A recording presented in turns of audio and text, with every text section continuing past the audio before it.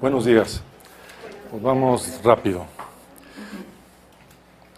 Este es más o menos un comentario sobre el apunte este. Hace unos meses me pidieron una conferencia general sobre el tema de ingeniería social en Guadalajara.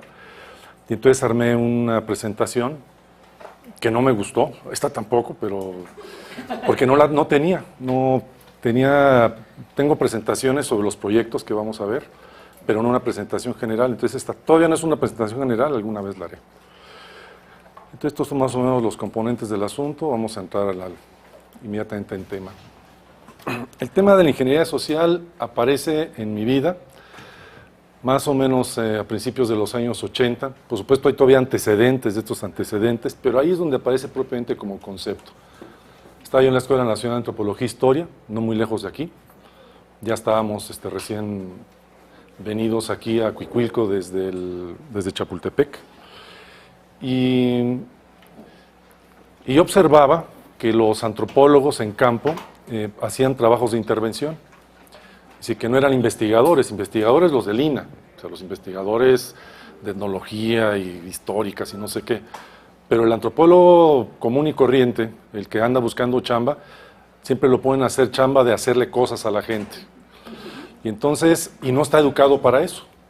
Entonces se me ocurrió proponerle a la Escuela de Antropología, oigan, me parece que aquí lo que hay es algo como una ingeniería social, porque aquí nos enseñan solo a ser antropólogos científicos, pero no ingenieros, no sabemos hacer nada, más que tomarle fotos a las cosas, pero no sabemos hacerle nada a las cosas, y para lo que nos contratan es para hacerle cosas para la gente, y no lo sabemos. Entonces, y además había un montón de polacos, había todas las facciones de izquierda que ustedes se puedan imaginar, todas, dije todas, absolutamente todas, un soldado en cada grillo te dio, y entonces estábamos toda la ENA, estábamos llenos, y la gente tampoco sabía hacer nada, eran puros pleitos, puros chismes, y entonces, pero de militancia constructiva, de agitación no había.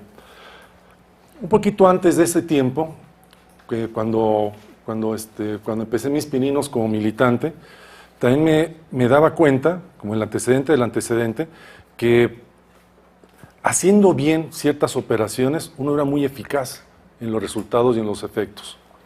Entonces voy a platicarles la experiencia que más me impactó, y esto fue en los años 70, que fue la experiencia con el rock. Fui militante del rock. Ahora soy del jazz, pero en aquel tiempo fui militante del rock. Y entonces queríamos hacerle cosas al mundo con el rock. Y entonces la organizábamos intuitivamente, tocadas gratis, tocadas abiertas, tocadas participativas, interacción público, grupos. Era la época de los hoyos, nosotros queremos ir un poco más allá de los hoyos y hacer algo más comunitario, con la raza, con los jóvenes, y más o menos salían bien las cosas. Entonces de ahí me quedó la idea, se pueden hacer más cosas. Y luego yo veía a los militantes de izquierda, en esa época todavía era una militante de izquierda, y decía yo, puta, qué pendejos son, cómo se desgastan, son como sacerdotes, como predicadores, nadie los pela, pero más se sienten soñados, y no sirven para nada, o sea, no hacen nada. Y luego ya cuando empecé a ser militante veía yo que la gente los usaba, que ellos usaban a la gente, pero en realidad no se construía nada en la interacción, ni entre militantes ni de militantes con la gente. Trabajé muchos años como Movimiento Obrero Popular en esta ciudad, precisamente en esta zona de la panza de la Ciudad de México, en el Distrito Federal.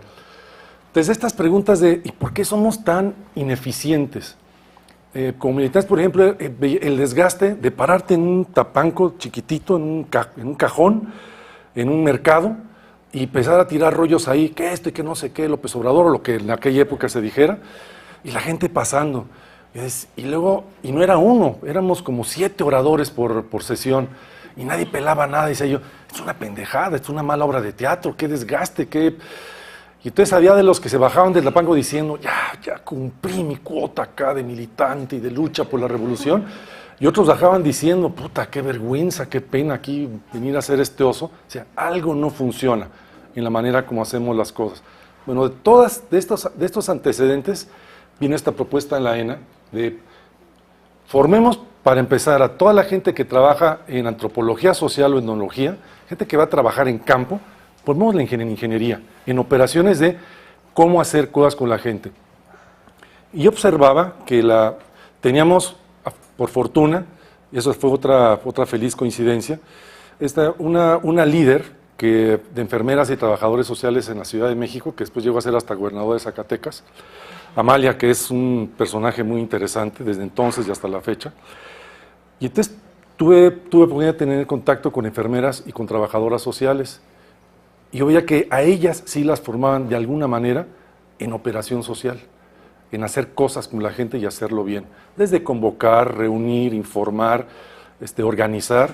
O sea, esta gente hace cosas que los antropólogos y los sociólogos menos. Los sociólogos son unos exquisitos, son unos inútiles. O sea, para mí son como hacen literatura sociológica, el siglo de las luces, que el romanticismo, que no sé qué. Y después no sirven para dar clases, y en parte porque no les enseñan nada más que puros choros, como a la gente de letras. Y miren que alguna vez, otro antecedente en los años 70, mi querido amigo Luis Fernando Brem, en la Universidad Iberoamericana, quiso transformar la escuela de letras y hacer a la gente de letras eficaz. O sea, que supieran hacer guiones, que supieran hacer diseños, que supieran hacer configuraciones, hacer textos, diarios, cómics, y fracasó. Se le vino encima a todo el mundo la literatura. No, nosotros, ya sabes, los exquisitos, nada más leemos, sentimos, y pues qué bueno. Y cerraron no terminó ni una generación con ese plan. Entonces parece que algo le pasa a las humanidades, incluyendo a las ciencias sociales, que tiene pedos con la acción. Como que son como diletantes. Entonces, incluso los antropólogos muy militantes, que acá, que esto sí, que la chingada, que no sé qué, a la hora de los madrazos de, a ver, cabrón, ¿sabes hacer una asamblea? Y todos sabían hacer la misma pendejada de asamblea porque la habían visto por usos y costumbres. Eso que ellos estudiaban, ellos mismos eran parte del asunto. Pero dime técnicamente, ¿lo puedes hacer mejor? ¿Cuántas maneras hay de hacer asambleas? ¿De qué depende? ¿Cómo diagnosticas? Ah, no, pues sepa la madre, pero no sabes hacer asambleas. Ah, pero ¿qué te parece si platicamos del funcionalismo antropológico? Ahí sí, el autor fulano, no sé qué, o de marxismo. Algo le pasa a esta configuración de humanidades que sigue siendo matricial para el pensamiento social, que es inoperante. Y es interesante porque los químicos no son investigadores nada más, son ingenieros. Los físicos igual. O sea, hay un área de ingenierías que es muy eficiente y que tiene su propia epistemología sobre qué es operar, qué es entender un proceso como una figura general, o el movimiento, o el cambio, o la situación en relación a una trayectoria, Toda esta gente se la pasa pensando en eso y en cómo intervenirlo, cómo aprenderlo y luego cómo intervenirlo para hacer cosas, rediseñar lo que se estudia. Pero en ciencias sociales no. Entonces, en eso andaba yo cuando me encontré a través de mi amigo Fernando Mendoza con un autor español que ya murió y que Jorge González llegó a conocer en España, el padre de la Escuela Colectiva de Madrid, Jesús Ibáñez, que el vato decía que en la fundación de la sociología había una cosa que se llamaba, le podíamos llamar, como le dice mi amigo Tomás Rodríguez Villasante, sociopraxis y sociología. La sociología es para cubículos, para libros, es literatura, o análisis, si ustedes quieren, en el sentido del análisis literario. Y está la sociopraxis, esa es la gente que hace cosas. Y entonces, de manera muy sospechosa, la sociopraxis nunca fue parte de los programas académicos. Y se me hace muy, pero muy sospechoso. Y que además los propios sociólogos estén muy tranquilos y muy a gusto con que así sea, siguiendo con sus tramas literarias y dejando para la vida allá afuera el asunto práctico. Y luego criticamos a la gente de marketing, que son unos malos de la película, ¿no? Pero es cabrón si saben hacerle cosas a la gente. Si hacen investigación, tienen tecnologías sociales para hacerle cosas a la gente, y lo hacen bien. Y entonces en lugar de aprender de ellos, no, son los malos de la película, lo cual es, otra vez, es como estupidez sobre estupidez, es un proceso de estupidización del pensamiento sociológico que por supuesto lo hace absolutamente inoperante. Bueno, entonces dicho todo esto, que no iba a decir, se me ocurrió casualmente. El primer apunte, después de estos antecedentes, fracasó el proyecto de la ENA. Por supuesto me sacrificaron, me dijeron que era ¿cómo era la palabrita? Un liberal, No, uno liberal. Un liberal, que eso era terrible, era así como ser Satán. Eres un liberal, agente del imperialismo. Simplemente porque hablaba yo de que había que ser eficientes en lo que hacíamos. Lo cual me parecía tremendamente sospechoso y penoso. Más vale reír que llorar. Ya pasa el tiempo y el primer apunte lo hago más o menos para el año 2000, 2001. Es un apunte, había he trabajado desde 70s sobre cuestiones urbanas. Eso era lo que hacía yo en la Escuela Internacional de Antropología e Historia. Y entonces ese primer apunte es un apunte sobre trabajo en gestión popular urbana. Y lo hago lo hice, ese texto, para una amiga, Adriana Balandrano, que es una tremenda gestora cultural que trabaja en Monterrey, y que iba, y ligado el tiempo con cosas que hago ahora, estaba gestionando una red local, regiomontana, de gestores y promotores culturales, y entonces quería alguna ayuda de cómo lo hago. Como yo en los 90s había trabajado rollos de redes, ingeniería social, pues dije, pues vamos a hacer algo. Entonces hice un apuntito sobre redes sociales, gestión de redes, no sé qué, cuestiones populares urbanas y no sé cuántos, para Adriana. María Cebadúa, otra queridísima amiga, una chilanga que estuvo muchos años y sigue, creo que ya se jubiló y se quedó por allá en la ciudad de Monterrey. Ella hizo, cuando trabajó para el Conaculta local, ahí en Nuevo León, una red de gestores culturales, pues una red grande, una red como de casi 3.000, 4.000 jóvenes, adolescentes, para crear una matriz de profesionalización y de desarrollo desde los barrios, desde lo local, con este grupo. Entonces, sobre esa red montó el proyecto de Adriana y fue una chulada, de lo cual no tengo tiempo de platicarles. Pero ese fue el primer apunte. Y la parte teórica, en esa época, el polvos de aquellos lodos que llegan hasta la fecha, en el programa Cultura, en la antecedente, en los 90s, porque ya para el 2000, 2001 ya no estaba yo en Colima, Jorge nos trajo a Colima la iniciativa de un comité que se estaba formando dentro de la Asociación Internacional de Sociología en Sociocibernética, y entonces tenían que pasar por una serie de requisitos hasta llegar a formalizarse como comité, como finalmente se formalizaron, y de lo cual el Lab Complex es una parte del aparato importante hoy día, ya 15 años después. Entonces el compromiso con Jorge es, bueno, démosle una mirada de gato a este asunto de la sociobernética y veamos qué podemos hacer con ella. Entonces ligué lo que yo había trabajado de redes e ingeniería social con el asunto de sociobernética y ese fue el primer apunte en aquellos años. Para el año siguiente prácticamente, desde el 2002 al 2009, la década pasada, armé este programa de Ingeniería Social y Comunicometodología asociado a un proyecto que se llamó Hacia una Comunicología Posible.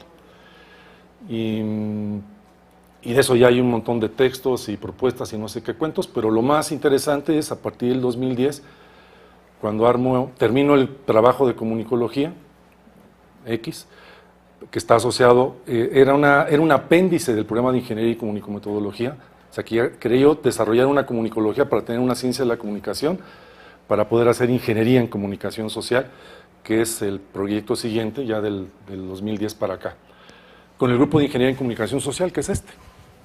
Allá está Jorge, con el que le acabo de dar su camiseta.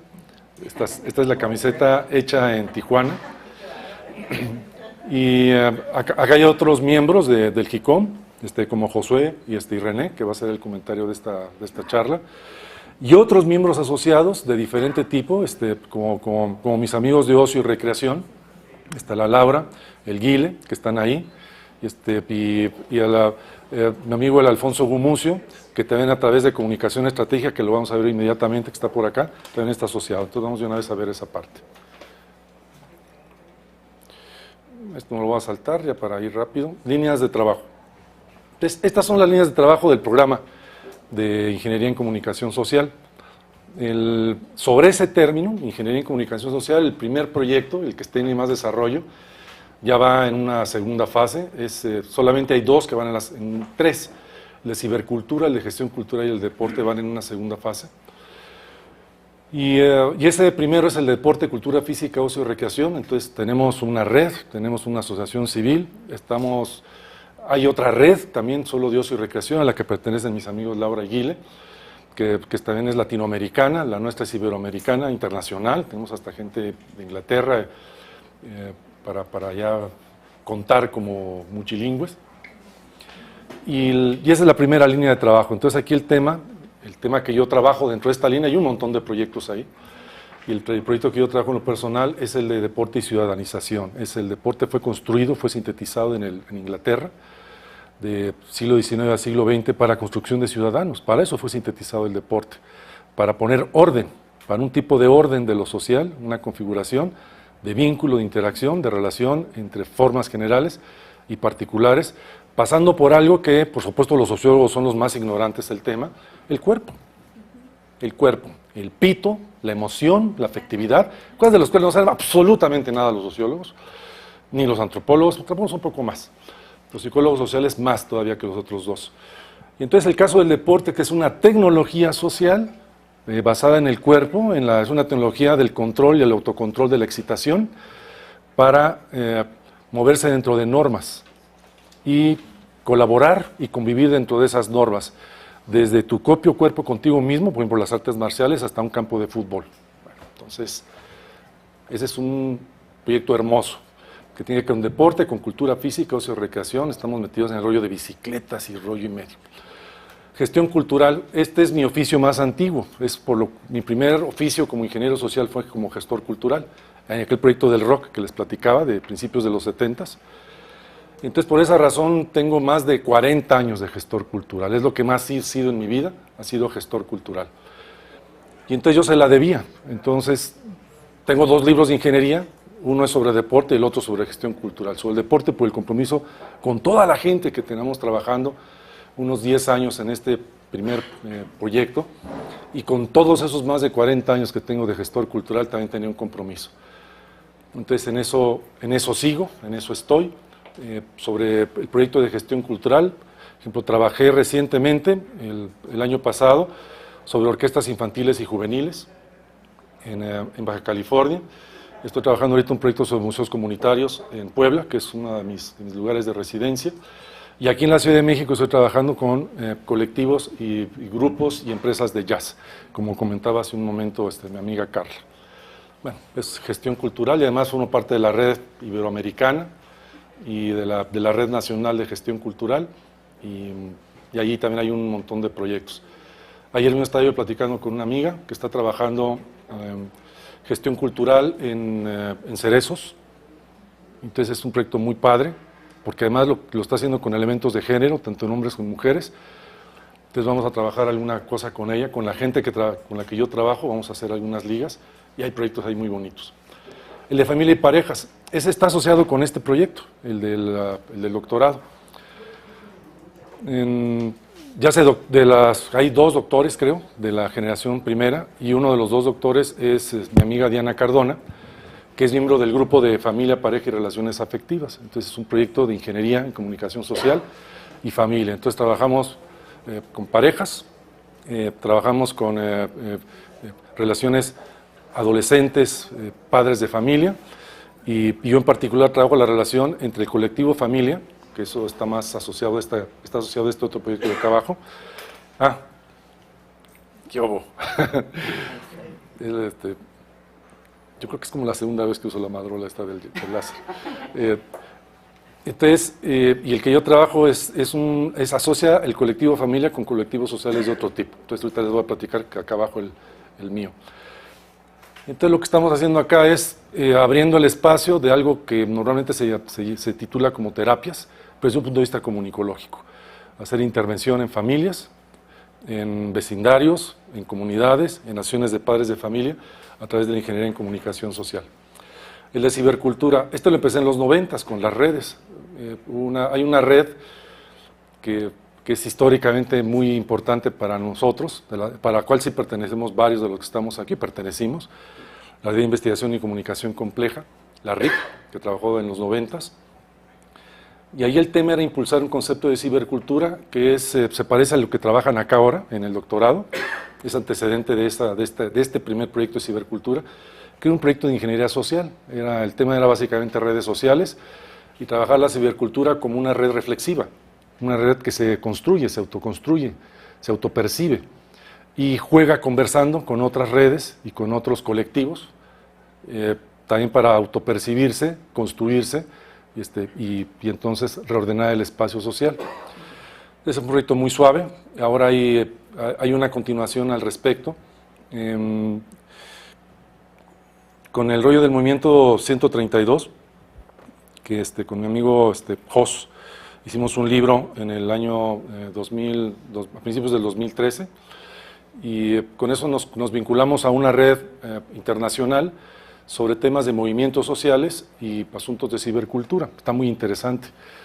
Ahora recientemente estoy dialogando con mi amigo Paco Sierra, que es otro viejo amigo de redes en España, está en Sevilla, sobre el salto, lo de qué podemos hacer con el concepto de cibercultura si le agregamos lo de urbana, o si ya lo de urbana ya lo mandamos a la goma, o incluso el concepto de cibercultura lo mandamos a la goma, porque esta parte de cultura es muy rígida, y lo que la dinamiza es la parte de ciber, y entonces, si lo desarrollamos, lo tenemos que desarrollar en una dialéctica entre lo que es móvil y lo que es más rígido.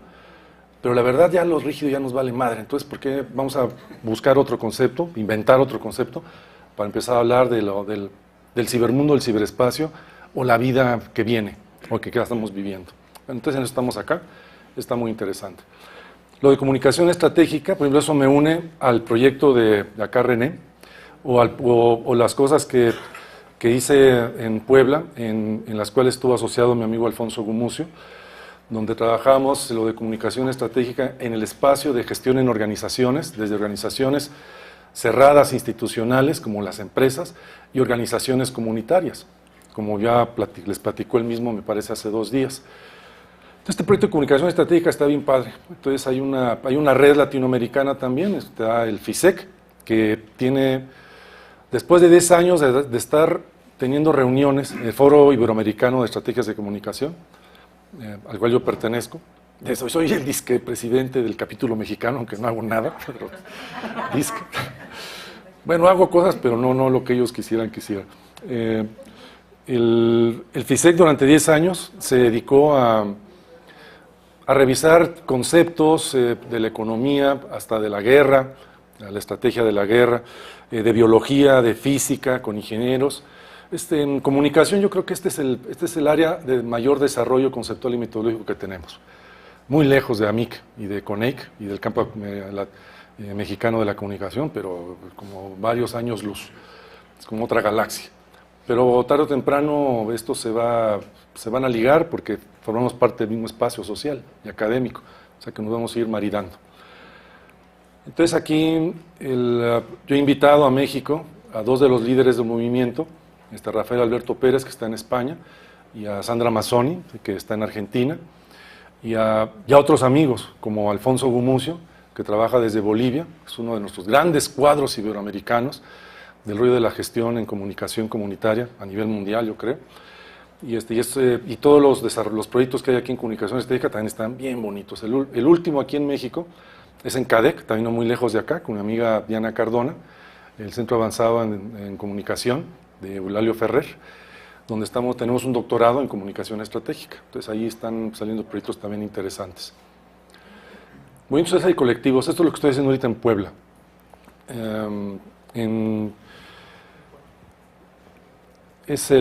El centro del proyecto se llama Comunitlán. Comunitlán es un colectivo de colectivos y tiene al centro la vocación de solamente mediar, como diría el maestro Manuel Martín Serrano. Solamente mediar, conectar, articular, que es también el concepto de ingeniería de la comunicación estratégica. Articular. El diagnóstico básico general de lo social, desde el punto de vista de la comunicación estratégica, es que la vida social está construida por individuos y grupos desarticulados. Uno de los básicos desarticuladores de la vida social se llama familia. Es un arcaísmo, esto es de edad media, esto es premodernidad y todavía sigue vigente. Hace unos días posteé una noticia donde hablaban de que en Inglaterra ya están los primeros avances para que pueda haber hijos colectivos. Es Es decir, un pedacito de tu DNA, otro pedacito del tuyo, otro pedacito del tuyo, y entonces entre los 4 vamos a tener un hijo. Y ya por fin le vamos a poder dar en la madre biológicamente a esta institución sacrosanta. Todo el mundo ahorita tembló y se le erizaron los pelos. Too much heaven on your mind, too much heaven, demasiado. Del rollo de la familia. Bueno, acá en México estamos trabajando desde la legislación de la Ciudad de México con el concepto de sociedad de convivencia. Esto fue interesante porque todo el Estado de Derecho, la parte donde que se llama derecho familiar, así se llama, hay que borrar la parte de familia y poner sociedad de convivencia. Esto se hizo para el rollo de los matrimonios homosexuales, pero legalmente implica un contrato civil, colectivo, donde podemos fundar familias con gentes de diferentes sexos, diferentes edades, de diferentes orígenes, y formar grupos que en contrato, donde mi amiga Diana, compañera de ustedes, doctora, que quizás alguna vez podría venir a darle una charla aquí de esto, quizás hasta este mismo diciembre, creo que es en diciembre, ¿no? El siguiente coloquio. Ella dice que el centro básico de la configuración, y eso más o menos decimos en los colectivos, no es la reproducción, es la compañía. Y el primer derecho humano social, de nuestro punto de vista, en todos los rollos de ingeniería y comunicación social, es la compañía. Y si ustedes revisan, lo más escaso que tenemos todos es la compañía. Hay tanta gente sola de diferentes maneras, aún dentro de sus familias, dentro de sus cuerpos sociales, dentro de sus grupos de amigos. Y entonces el desarrollar la empatía y desarrollar la capacidad de colaboración, de la amistad y de la compañía es un proyecto central en la ingeniería en comunicación social. Y entonces llego a lo de los movimientos sociales. Entonces Comunitlán hace eso, articular. Primer acto. Hay un montón de gente que está haciendo cosas en la ciudad de Puebla y en la región, pero no se ven, no tienen visibilidad. Entonces vamos a hacerlos visibles. Entonces necesitamos una estrategia de centro de medios, para utilizando todos los medios posibles, los medios de comunicación, los medios tecnológicos, las redes sociales, para darle visibilidad a eso que está haciendo la gente. Y por otro lado, no se conocen entre ellos. Y muchos de ellos están haciendo lo mismo y no se conocen. O peor, se conocen y están peleados a muerte, irreconciliable, por alguna pendejada, algún rollo de egos, alguna estupidez. Entonces llega Comunitlán. ¿Y ahora quién podrá defendernos? Yo, Comunitlán. Entonces llega Comunitlán y entonces media en conflictos, reconcilia, articula a los que no se conocen, articula a la gente con sus comunidades, con sus barrios, y en eso andamos. Entonces ya tenemos un censo de varios cientos de colectivos de diferente tipo, colectivos formales. El tema de los colectivos es muy amplio. Un colectivo es con los amigos con los que me vine cargando de buena vibra, veníamos en el metro hasta la madre, y ellos se subieron conmigo desde La Raza y todavía se siguieron hasta Ciudad Universitaria, hasta la siguiente estación. Era un grupo como de 5 chavos, y venían no echando desmadre, sino simplemente sintiéndose bien juntos. Eso es un colectivo. ¿De dónde vienen, a dónde van, cuánto duró eso? ¿Qué efecto tiene social? Por ejemplo, el efecto que tuvo en mí y en los que estábamos alrededor. No agredieron a nadie, iban haciendo bromas, tirando buena vibra. Entonces simplemente estar al lado de ellos era padre.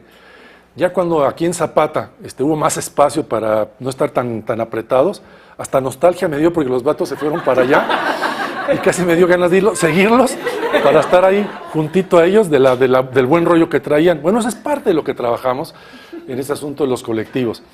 Y cuando los colectivos se unen, son como gotas.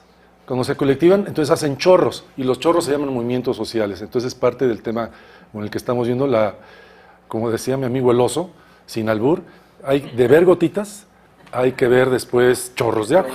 Sí, sí. Hay que ver llover. Bueno, y entonces está el último tema emergente dentro de líneas de investigación, es el tema acá de mi amigo, el señor José García, desde San Luis Potosí, que articulado con la gente también de ocio y recreación, con la gente del deporte, con la gente de colectivos y movimientos sociales, está desarrollando el tema de participación social. Entonces estamos ahorita tratando de articular su propuesta, que es una propuesta tremendamente intervencionista, de cómo hacer para que la gente se active. El tema básico de aquí, nuestro tema básico es el de activismo, la acción social, de acción a activismo, tipos de activismos, formas de activismo, promoción de activismo, diversidad en ese asunto, y entonces este concepto de participación social es clave para la figura de la acción y del activismo que estamos viendo acá.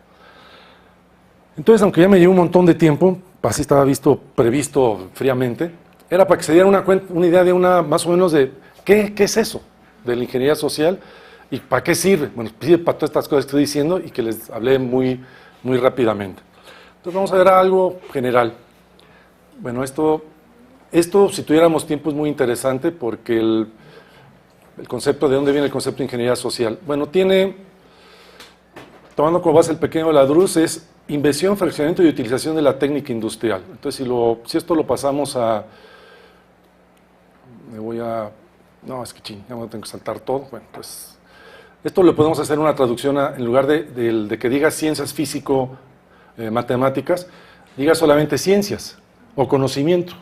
Y entonces aplicación de conocimiento a invención, perfeccionamiento, utilización de técnicas o tecnologías sociales. Y para allá va toda esta historia. Entonces, técnico es básicamente un constructor, social, esto tiene que ver básicamente con juntar. Entonces, ingeniería social sería, la pregunta básica de ingeniería social es cómo se junta la gente. Principios constructivos, o sea, ¿cuál es el elemento que todo pensamiento social tiene como referente? ¿Cómo se junta y cómo se separa la gente? Eso es lo que estudia cualquier sociología, cualquier perspectiva de lo social. ¿Qué es lo que hace un ingeniero social? ¿Cómo le hago para que se junte la gente? No nada más saber cómo se junta, sino cómo puedo hacer yo que se junte. Esa es la diferencia entre solo pensamiento social e ingeniería social. Entonces, el tema es cómo Dios los hace y los ingenieros sociales los juntan, digamos, sería acá el tema. Bueno, entonces ahí hay algunas otras cosas que me voy a saltar. Entonces, ahora sí, aplicación de la forma ciencia, la invención, perfeccionamiento y utilización de la forma técnica en lo social. Bueno, entonces, aquí hay una definición parcial de esto que tiene que ver con asociación o comunidad, conceptos que vienen de la sociología de Tonis, con la que yo he trabajado desde hace mucho tiempo. Entonces, diseño de estructuras y configuraciones, este es el tema de la arquitectura. El tema de la arquitectura social vino muy recientemente, digamos, trabajo con el concepto de arquitectura social, trabajando con mis amigos de la red de deporte, con esa línea general de proyectos, desde hace unos 3 o 4 años. El tema es que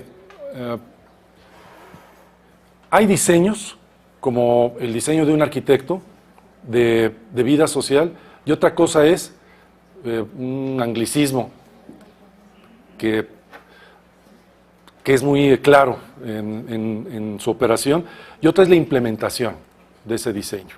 Una cosa es diseñar una forma de vida y otra cosa es llevarla a cabo. Por ejemplo, en el caso de la familia, que es lo que estudiaron acá los compañeros que hicieron el doctorado la generación pasada, hay un diseño de vida familiar y un diseño de vida afectiva. Entonces, ¿y la gente qué hace con él? Digamos, hay un diseño que dice, y tú creced y multiplicaos, o no sé qué diablos. Ese es el diseño. O sea, no puedes tener vida sexual hasta la adolescencia, o incluso en la adolescencia puedes tener cortejo para prepararte a lo que es la legitimidad de la vida social, que es hasta la mayoría de edad, cuando te casas, debes casarte solamente con una persona, y luego debes tener hijos, y luego los vas a educar, no sé qué rollo. Ese es un programa, ese es un diseño de vida social. Y entonces lo que nosotros estudiamos es cuántas variaciones tiene este diseño, como programa, como software social. ¿Y qué hace la gente con él? Se hace bolas, básicamente. Es un desmadre, es un desastre. Cogen antes de tiempo, se casan con quien no deben, tienen hijos cuando no quieren tenerlos, se divorcian, son infelices, se la pasan buscando al príncipe encantado y nunca lo encuentran, no existe. Las mujeres trabajan y estudian, pero luego no trabajan y entonces se frustran el resto de sus vidas porque tienen que ser amas de casa. Entonces hay un desmadre en el rollo de los diseños. Entonces el concepto de la arquitectura social es clave y la figura del diseño también es importantísima, porque entonces hay una arquitectura social también en los usos y costumbres. Es decir, La gente tiene sus propias formas de hacerle ajustes a la arquitectura, tiene sus propias formas de ingeniería aplicada, de cómo resolver problemas y situaciones. A eso es a lo que llamamos nosotros comunicometodología. La manera como la gente resuelve, hace los ajustes de esa relación entre diseños y vida, y luego está el ingeniero que sistematiza todo eso e imagina otras opciones que no se le han ocurrido a la gente. Bueno, ¿saben ustedes que en biología, del 100% de formas proteínicas que tenemos ahorita en catálogo, el 60% no existen en la naturaleza? Es decir, hubo un trabajo de biólogos, sociólogos o de ingenieros sociales, protoingenieros sociales, de averiguar cuántas formas proteínicas había desarrollado o existen en la naturaleza. Han de saber ustedes también que de las formas proteínicas que tenemos actualmente es como el 1% de las que han existido en este planeta. Por si no lo sabían. El otro 99% existió en esa larga trayectoria de miles de millones de años desde que apareció la vida en este planeta. Y esas formas han ido desapareciendo. Entonces, todo lo que existe ahorita vivo en el planeta es como el 1% de formas, es decir, DNA, de formas proteínicas. Bueno, entonces resulta que de la arquitectura del diseño proteínico, a partir de estos ladrillitos, adenina, guanina y todos esos cuentos que ustedes recordarán, son los ladrillitos, entonces en laboratorio, ingenieros genéticos han diseñado 60% más. Muchas de ellas ya con aplicación. Por ejemplo, ¿qué les gustaría? Este es uno de mis proyectos favoritos. ¿Qué les gustaría? Una ropa que además es orgánica, siente como piel. Y entonces, si hace frío, la chamarra se reconfigura, porque es un ser vivo, sintetizado en laboratorio, y entonces te protege. Y si hace calor, se distiende y deja pasar la ropa de Ronaldinho y esta gente en el Mundial. Yo recuerdo cuando jugaba fútbol y sudabas, al rato ya te pesaba, ahí sí te pesaba la camiseta. En cambio ahora ya no pesa, porque la transpiración se va. Bueno, es una de tantas figuras de aplicación que hay, hasta la posibilidad de una computadora que sea sensible en términos biológicos y proteínicos, y que busque y que se alimente del sol y que ella decida cuándo necesita energía, y entonces toma la energía del sol como si fuera una planta con clorofila, pero es una máquina. Eso es perfectamente posible. El tema es industrial, pero la imaginación de la ingeniería no tiene límite. Entonces pensemos a nivel de sociedades de convivencia, diseños. ¿Cuántos diseños hemos tenido en la largo de la historia de formas de colectivos básicos alrededor de la reproducción biológica y alrededor de la reproducción social? Podemos hacer un inventario, como los biólogos hicieron de las formas proteínicas, y empezar a hacer nuestros propios diseños de lo posible.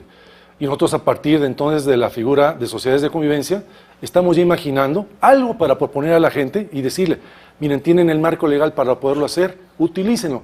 Y además ya no tienen ni siquiera que coger para tener niños, sino pueden tener. Nosotros vamos a formar un colectivo y vamos a tener un niño de los 5. ¡Maravilla! Y de coger es otra cosa. Ya no es para tener niñitos. Es simplemente para pasarla bien, como rollo recreativo, para acompañarnos, para lo que sea. Entonces la vida sexual adquiere otra dimensión que ya tiene, a pesar de la Santa Madre Iglesia, que está chingue y chingue con la fertilidad. La vida sexual hace mucho tiempo que tiene otra función primaria, y entonces esa que será la última coartada de la fertilidad, de que hace falta que dos gentes se junten para tener chiquitos, adiós, ya valió madre. Y entonces, bienvenidos al futuro de la ingeniería social. Entonces, una ingeniería básicamente cualquiera diagnostica problemas y diseña soluciones. Entonces me voy rápido para tener chance, para que mis comentaristas tengan abundante tiempo para platicar. Entonces esto es muy complicado, me lo salto.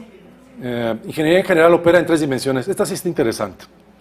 Un ingeniero cualquiera y un ingeniero social en particular básicamente hace esas 3 cosas. Administra modelos diseñados. Por ejemplo, en el rollo del rollo de la familia. A mis ingenieros sociales en comunicación social y familia les digo, la primera figura que tienen que hacer es, si la gente está dentro de una configuración, le llaman cultura a los antropólogos.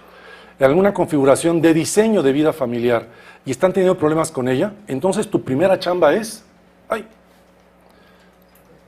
¿qué pasión? Ya me hice bolas. Ah, miren, me saltó un montón. Tu primera chamba es administrar. Algo no está funcionando dentro del modelo de lo que ellos pertenecen y entonces hay que ajustarlo. Mi ejemplo tradicional es, me pega lo normal.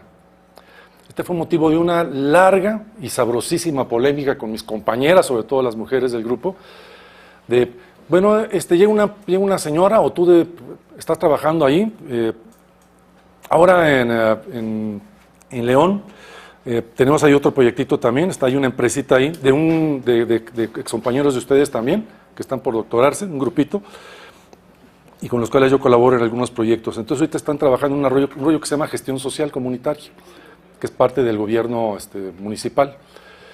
Entonces es muy complicado porque tenemos 3 años para operar, y en unas condiciones de lo que llaman ellos polígonos de pobreza, un concepto que extrajeron de Colombia, unas condiciones cabroncísimas, y en 3 años. Entonces, básicamente lo que hace es construir infraestructura, que a veces que es además absolutamente inoperante, pero es lo que se ve, para que se cumplió con los objetivos y los indicadores.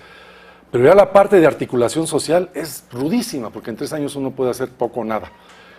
Entonces, la metodología plantea de que hay que formar una asociación civil, hay que ligarse a una fundación extranjera para no depender ni política ni financieramente de los cierres de agua que de pronto tenemos acá a nivel nacional, y además seguir articulados a los que estén encargados de ese rollo hasta donde se pueda y seguir trabajando en los barrios. O sea, hacer civil el movimiento, sacarlo de las instancias políticas y hacerlo civil. Y luego formar colectivos a nivel local. Ese es básicamente algunos rasgos de la metodología. Entonces, el tema es,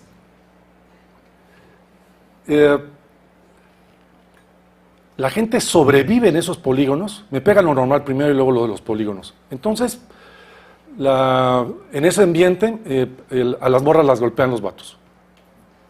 Eso es lo normal.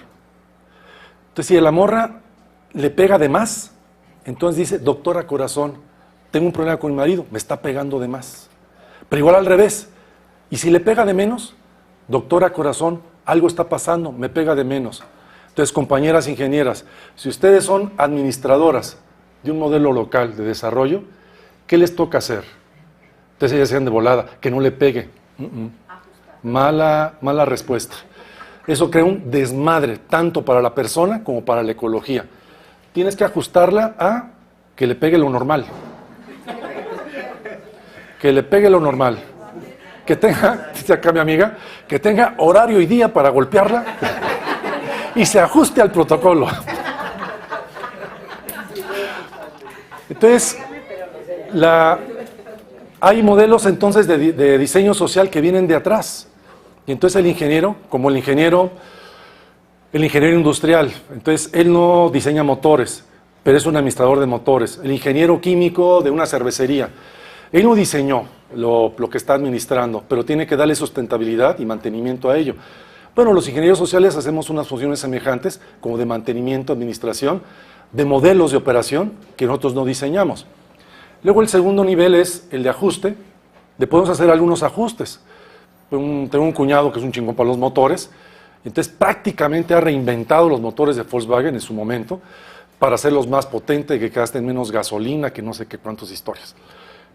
Entonces él es, aunque nunca estudió ingeniería, él hace trabajos de operación, de ajuste. ¿De qué? Del modelo del motor original, le hace ajustes. Entonces, como ingenieros sociales también podemos hacerle ajustes y básicamente es a lo que nos dedicamos. Administrar y ajustar. Pero también ¿se acuerdan de las formas proteínicas? También podemos crear diseños, soluciones y estrategias de lo posible, que no ha existido. Esa parte también es muy interesante, pero no es sencilla y no cualquiera, no son enchiladas. En total, eso es la ingeniería. Entonces, el programa metodológico. Entonces, básicamente lo que hace un ingeniero es diagnosticar problemas, diseñar soluciones, y en el campo de la comunicación social trabaja sobre estas cosas que ya no vamos a ver. Principios constructivos de la sociología, qué es lo que une, qué es lo que separa, y principios constructivos de la comunicación social, cómo es que ponemos en común algo, cómo es que no lo ponemos en común. Y entonces la relación entre las dos cosas es muy interesante. ¿Lo que tenemos en común nos une o nos separa? y lo que no tenemos en común nos une o nos separa. Entonces ahí ligamos lo social con la comunicación. Y entonces el ingeniero puede operar a partir de esto que es el ingeniero en comunicación social, de la figura de comunidad. Decía el maestro Tonis, a principios del siglo XX, que las dos formas básicas, las protoformas, los tipos ideales de asociación y comunidad, es más que suficiente para leer las figuras sociales percibibles en el mundo social contemporáneo en el siglo XX. Entonces, la primera, la comunidad, viene del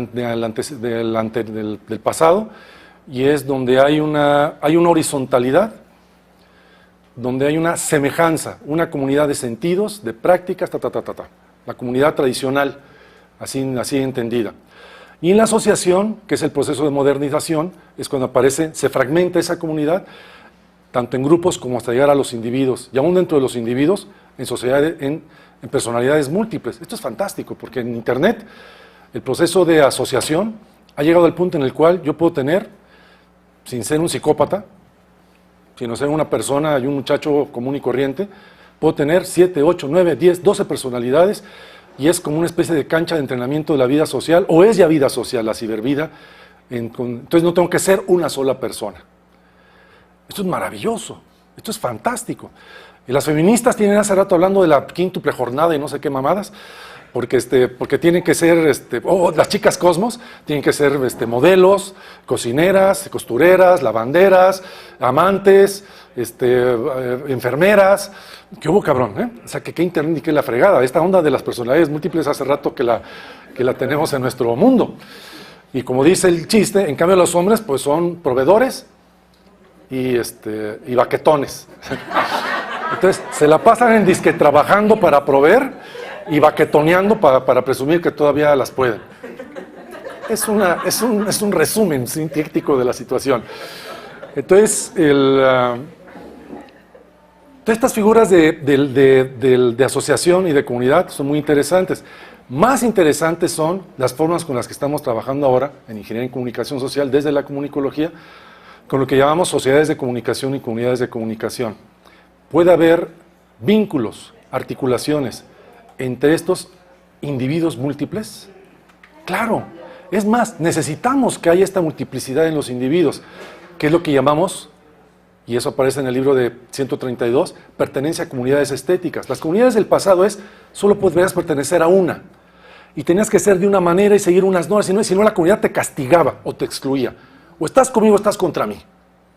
En cambio, las comunidades contemporáneas, puedo pertenecer a una multitud de comunidades distintas, y aquí ser guapo, aquí ser feo, aquí ser alto, aquí ser chaparro, aquí ser gentil, aquí ser un cabrón, aquí ser un punk, aquí ser un músico clásico, y en todas tener personalidades distintas. Esto multiplica las posibilidades de articulación y la configuración de comunidades estéticas. Esto se llama comunidad de comunicación. Este es el mundo que está emergente y hacia el cual nos dirigimos, pero requiere mucha energía, y sin energía todo esto lo lleva a la chingada como se lo está llevando. Entonces, el tema de la comunidad de comunicación es nuestro gran tema constructivo y observar cómo se da este proceso. Bueno, entonces, esto es algo de lo que hacemos acá. Entonces, aquí vienen otros rollos. Tenga tecnología. Estudio, sistema, método relativo a reglas prácticas para ejecutar una actividad social. Eso es tecnología social y viene de estas figuras de tecnología ya acá arriba.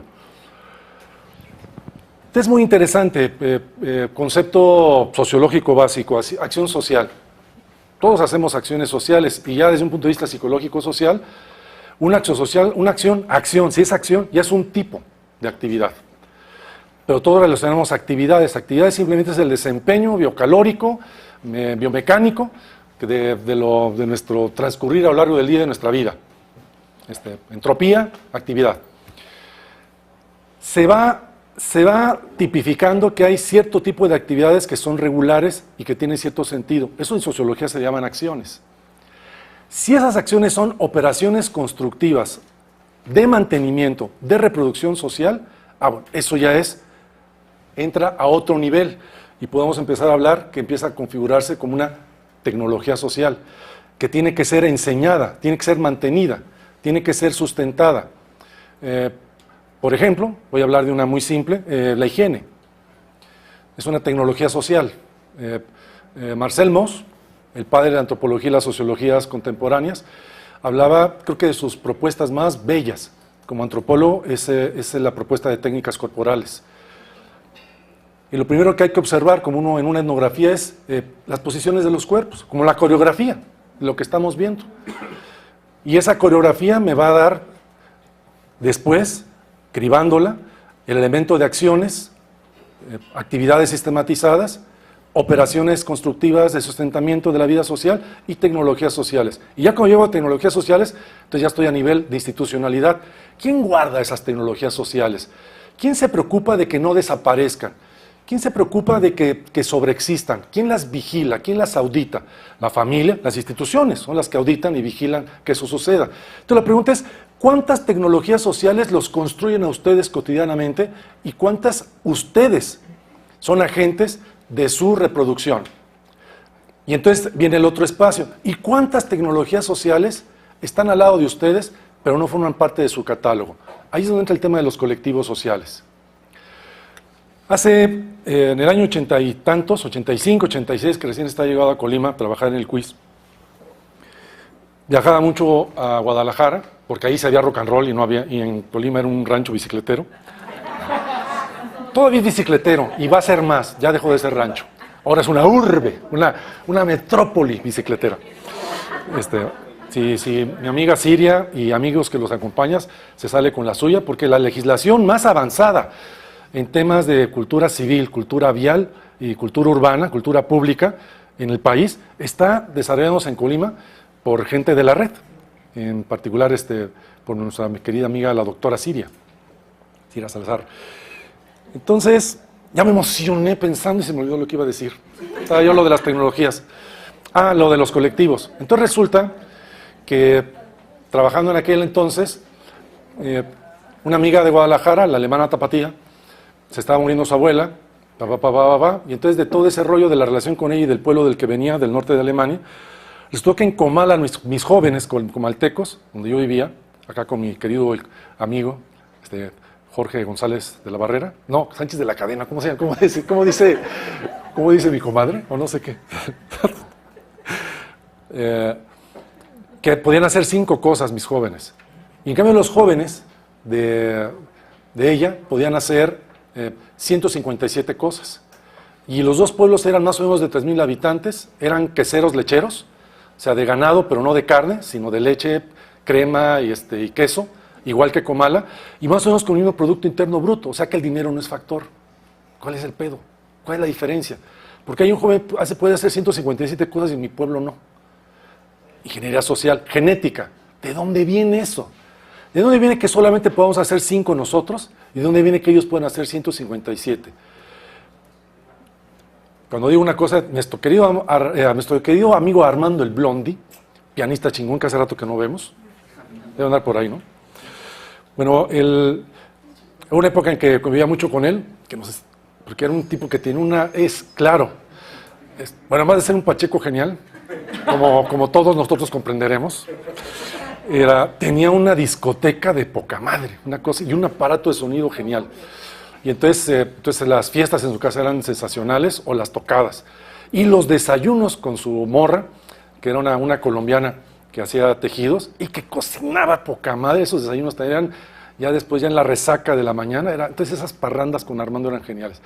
Pero ese no era el tema. El tema era que tenía una hija, la mandan de intercambio a Alemania, y entonces el rollo es de que tú mandas a tu hija a una casa que no sabes de quién, sino el sistema te la asigna, y de allá te mandan un amor.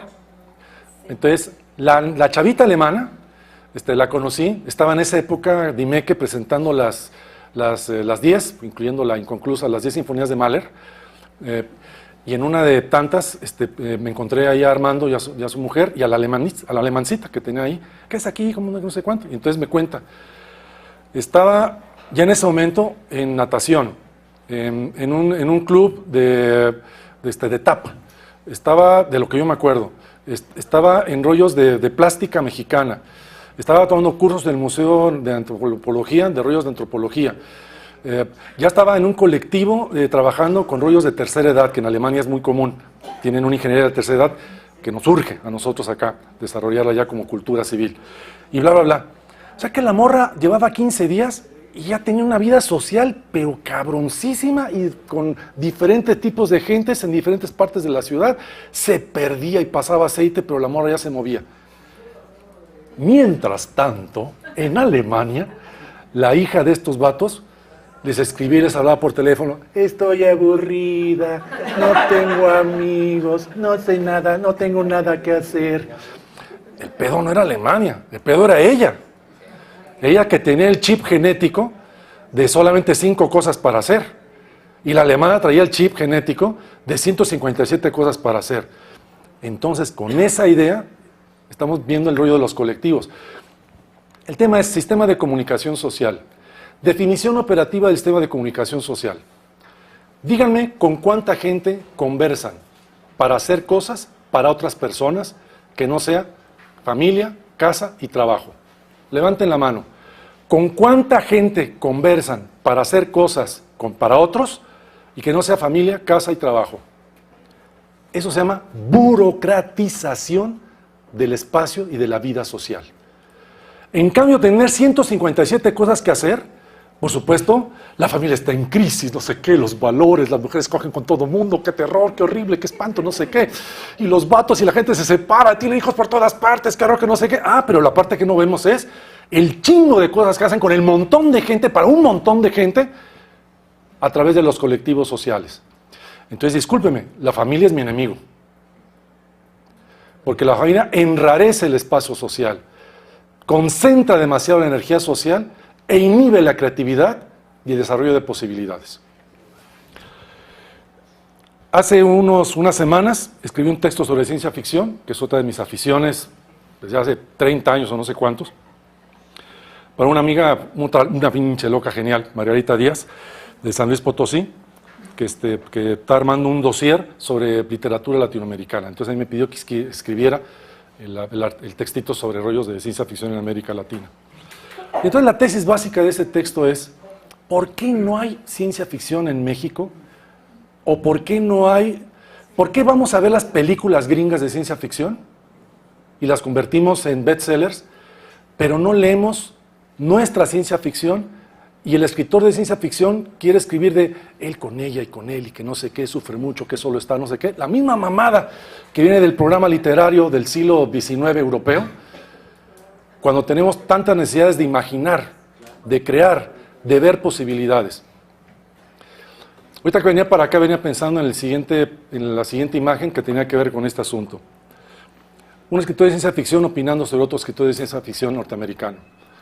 Dice: este es uno de los escritores de ciencia ficción más extraordinarios que he conocido en mi vida, porque se avienta una novela de 500 páginas sobre la crisis energética de ese mundo, que tiene que ver con la venida menos de la producción de la mermelada de durazno.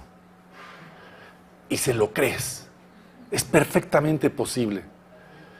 Dice: qué chingón escritor de ciencia ficción. Es un ejercicio de ingeniería social y de creatividad. Se lo voy a poner así. ¿Qué haría falta, mundos posibles, para que la mermelada de durazno se convirtiera en el petróleo de nuestro mundo? ¿Qué haría falta? Imaginar eso es creatividad e imaginación pura. Pero no podemos imaginar eso. Tenemos que imaginar puras mamadas de telenovela. Y él se casó con ella, no siempre no, pero a veces sí, ching, vino el malo, le pegó, pero ya perdió el malo, y al final vivieron felices para siempre. Y vivimos en ese programa literario, narrativo también, mental. Y a la hora que lo llevamos a la práctica, pues los príncipes azules, como dice, tengo una amiga también, La Rayo, que es una morra de Celaya, que está presentando su libro por todas partes, lo presentó en Puebla también el año pasado, de Cansada de besar sapos. Precioso título, ¿no? Precioso título. Y entonces ella está hablando del contraprograma. A partir de historias de vida, descubre que las morras están cansadas de besar sapos. Y entonces resulta que la mayoría anda buscando su sapo para besarlo y que se le convierta en príncipe. Las mujeres Tenemos el don de convertir a los sapos en príncipes. Constructivo, y al mismo tiempo también es un detonador de posibilidades. O sea, promovamos la ciencia ficción. Porque promoviendo la ciencia ficción nos iremos haciendo todo el tiempo la pregunta, ¿y si? ¿Y si? Hay un género, un subgénero en ciencia ficción que es de mis favoritos. Y hay dos libros clásicos en Estados Unidos. Uno es, ¿qué hubiera pasado si la guerra civil la gana el sur? Y entonces nos presentan el siglo XX norteamericano con el sur como habiendo ganado la guerra. ¿Qué hubiera pasado si las naciones del eje ganan la Segunda Guerra Mundial? Entonces nos presentan un siglo XX de cómo hubiera estado genética, posibilidades. En un encuentro conocí en mis viajes con el programa Cultura por el país, en Durango, a un amigo que estaba formando una asociación nacional de villistas. Porque él decía que tenía la tesis de que si los villistas hubieran ganado la Revolución Mexicana y no los constitucionalistas, esto hubiera sido otro país. Esa es la tesis de él. Y entonces estaba formando una asociación nacional de villistas, y entonces yo le dije, puta, cuando hagas el primer congreso, me invitas. Y me invitó, y además invitó a toda la pinche plana mayor de los historiadores gringos. Esos que nos han dicho que los aztecas existieron, esos que han dicho de que si Zapata no hizo una revolución, sino nada más hizo un irigote, todos esos historiadores gringos estaban presentes ahí para dar su punto de vista de qué rollo con el villismo. Y entonces presenté el ejercicio en mi taller. ¿Qué hubiera pasado? Eso venía era línea del Congreso. ¿Qué hubiera pasado con México si lo villista, Villa era bueno, no les voy a hablar ya de Villa, sino ¿qué hubiera pasado? Y entonces, con todo el montón de historiadores que había en ese país, es que no era posible, que fíjate, no me digan lo que pasó. Imaginen qué hubiera pasado. Construyan posibilidades y desarrollo. Eso es, ¿qué hubiera pasado? Esta es una práctica que tuve alguna vez, o varias veces con mi amigo Pepe. ¿Qué hubiera pasado si Mozart no muere? Que dicen que murió envenenado. Si se hubiera ido a trabajar con Haydn, que lo había invitado desde Inglaterra. ¿Qué hubiera pasado con la música inglesa, que tiene un siglo de opacidad? ¿Qué hubiera pasado si Mozart? ¿Y qué hubiera hecho Mozart? ¿Qué hubiera hecho un Mozart de 60 años en un ambiente donde ya no tenía que morirse de hambre, donde iba a tener apoyo de todo lado? ¿Y qué escuela de música hubiera construido? Todo eso que hubiera pasado tienen que ver con la ciencia ficción. Igual hacia adelante. Hay una novela de ciencia ficción maravillosa, de la que todavía no se hace película, pero merece una película, donde después de un desastre, este es un género también, el postdesastre, pero van a ver hasta qué chingón está. Ahí la novela estaba dividida en 3 partes y y entre cada parte hay una distancia como de 100 años, 300 años, 200 años, es un chingo de años, pero está en el futuro. Y entonces lo que va ligando las 3 partes es la emergencia y la decadencia de una religión que es la que articula lo que queda después del desastre, lleva a un momento de evolución y luego es parte de la decadencia. Y esa religión parte de lo que quedó de unas páginas de un libro de física de secundaria, donde hay algunos planteamientos de la física cuántica. De ahí nace una religión. Y de ahí se construye toda una cosmología y una ingeniería social. De unas cuantas páginas que habían quedado medio chamuscadas de un libro de secundaria. Eso es genial. Entonces vamos a ponerlo así. ¿Qué haría falta para que la física cuántica se convirtiera en un motor de desarrollo de la vida afectiva? ¿Qué haría falta? Entonces los ingenieros sociales trabajamos así. No trabajamos con cuántas mujeres estuvieron a favor y cuántas estuvieron en contra. No. Es cuántas estuvieron y cuántas estuvieron en contra y por qué y cómo podría ser distinto. ¿Y qué tendríamos que hacer para que fuera diferente? ¿Y dónde es más fácil?